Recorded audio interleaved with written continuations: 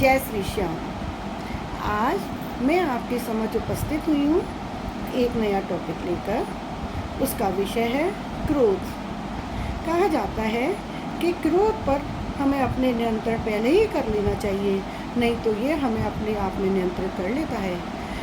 Control your anger before it controls you. इसके संदर्भ में आज मैं आपको एक कहानी सुनाती हूँ। एक पेरेंट्स थे, उनको स्कूल से एक कॉल आता है कि आप तुरंत स्कूल आइए, आपके बच्चे के बारे में बहुत कंप्लेंट्स आ रही हैं और हमें आपसे बात करनी है। तो वो जल्दी से स्कूल जाते हैं अपने दोनों पेरेंट्स अपने बच्चे के बारे में पता करने के लिए कि भाई हुआ क्या, हमारा बच्चा वैसे पढ़ने में तो होशियार है। जब वो जाते हैं तो प्रिंसिपल रूम में, तो उनकी बात प्रिंसिपल मैम से होती है, क्लास टीचर सारा होते हैं, तो वो उनको बताते हैं कि देखिए आपका बच्चा पढ़ने में तो होशियार है, बट इसकी आए दिन कंप्लेंट्स आती रहती हैं कि ये बच्चों को बहुत परेशान करता है, बहुत मारपीट करने लगा है, बुरा बोलने लगा है। तो ऐसे तो नहीं चलेगा, इसके साथ में देखिए और बच्चे भी बिगड़ रहे हैं, तो आप प्लीज़ इसको देखिए, नहीं तो फिर हमें इसको स्कूल से निकालना पड़ेगा। इस विषय पर उसके पेरेंट्स ने बहुत गंभीरता से लिया और सोचा। उन्होंने उसके लिए उनसे माफ़ी मांगी कि आप हमें कुछ समय दीजिए, हम अपने बच्चे को आपके समझ एक बिल्कुल अच्छा बच्चा बनाकर पेश करेंगे। अब वो अपने बच्चे को लेकर घर चले जाते हैं। ठीक है, फिर उन्होंने अपने घर जाकर बहुत शांति से सोचा कि इसको डांट कर फटकार कर तो हम लाइन पर नहीं ला सकते, क्योंकि गुस्सा करके वही गुस्से को हम गुस्सा करके तो नहीं दूर कर सकते ना।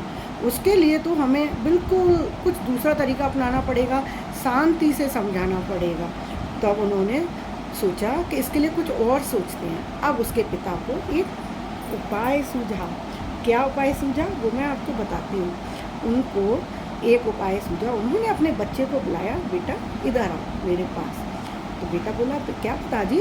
उन्होंने कहा चलो मेरे साथ तुम गार्डन में चलो। अब उसे अपने साथ गार्डन में लेके जाते हैं। अब वो गार्डन में लेके जाते हैं और अपने बच्चे से कहते हैं कि बेटा ये जो सामने दीवार बनी हुई है ना, तो जब भी तुम्हें गुस्सा आए तो एक कील यहाँ पर ठोक के चले जाना इसकी दीवार पर, ठीक है ना। जब भी गुस्सा आए तो तुम उसको एक कील की थैली दे दी और बोला, और हथौड़ी दे दी और बोला कि जब भी तुमको गुस्सा आता है तो ये छोटी वाली कील है ना, इसको दीवार पे ठोक देना। बेटे ने कहा ठीक है पापा, इसमें कौन सी बड़ी बात है, ये तो मैं तुरंत कर लूँगा। अब वो क्या करते हैं कि वो ऐसे करके उसको बोलते हैं कि ये बस एक काम भूलना नहीं, जितनी बार भी गुस्सा है बस तुमको गार्डन में आना है और कील ठोकनी है और चले जाना है। बोले तो ओके पापा, आप चिंता ना करो। अब होता क्या है कि अब उस दिन शुरू होता है उसका दूसरे दिन सुबह से। अब उसको जब जब गुस्सा आते हैं वो भाग करके एक कील लेके जाता है, गार्डन की दीवार पे हथौड़ी से ठोक आता है।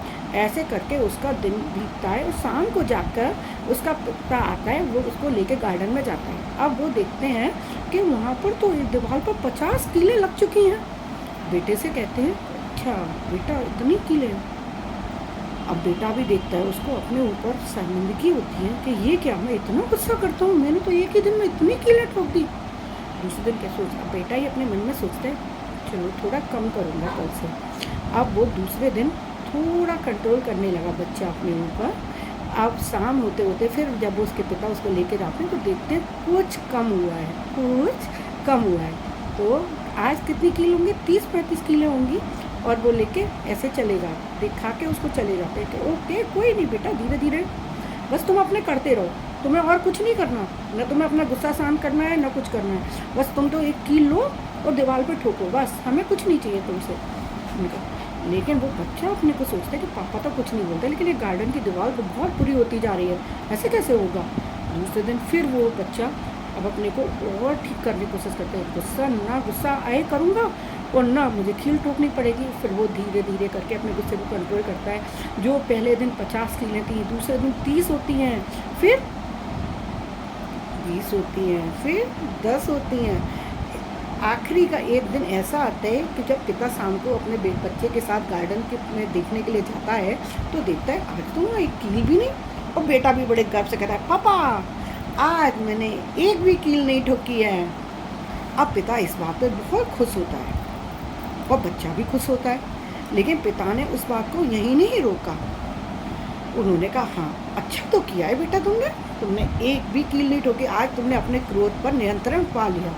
लेकिन बेटा अब कल से तुम्हें ये काम करना है कि अब तुमने जितनी भी कील ठोकी है ना, उनको तुम्हें एक एक करके निकालना है। बोलना ओके। दूसरे दिन बच्चा जाता है गार्डन में और वो सारी कीलें प्लास से लेके एक एक करके निकालता है। जब वो सारी कीलें निकाल चुका होता है तो अपने पापा को बोलता है, पापा आप आकर देख लो, मैंने सारी कीलें निकाल दी हैं। तो उसके पिता जाके देखते हैं, कहते हैं ओके तुमने तो अच्छा काम किया, लेकिन ये बताओ ये दीवार पहले ज़्यादा सुंदर लग रही थी या अब सुंदर लग रही है? बेटा बोलते हैं, पापा कीलें तो निकल गई हैं बट इनके सारे होल हो गए हैं, अच्छा नहीं लग रहा ना, दीवार तो पहले ही अच्छी थी। पिता बोलते हैं, बेटा यही तो, आप गुस्सा करके उस समय जो बुरा बोलते हो वो किसी व्यक्ति के दिल में चुभ जाती हैं कीलों की तरह। उसके बाद तुम उनसे सॉरी बोलकर, उन बातों को माफ़ी मांगकर उनको बातों को सही तो कर सकते हो, लेकिन जो मन में गांठ पड़ी है उसको दूर नहीं कर सकते बेटा। वो तो घाव बन गया, उन कीलों की तरह जैसे दीवार में छेद बन गए वैसे ही दिल में घाव बन जाते हैं, क्योंकि क्रोध में निकला हुआ शब्द तीर की तरह चुभता है। तो हमें बेटा क्या सीख मिलती है इस कहानी से?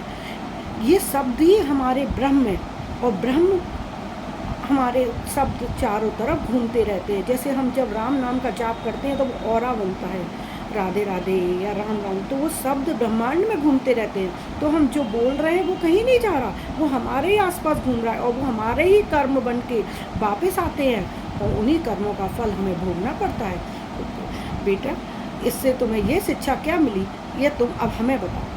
बोलता है, पिताजी अब मैं कभी भी किसी पर गुस्सा नहीं करूँगा, ना कोई गलत बात करूँगा।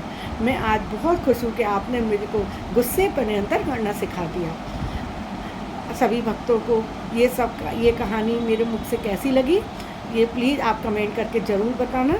और मेरा चैनल अच्छा लग रहा हो, मेरी बातें अच्छी लग रही हो तो लाइक और सब्सक्राइब करना नहीं भूलना।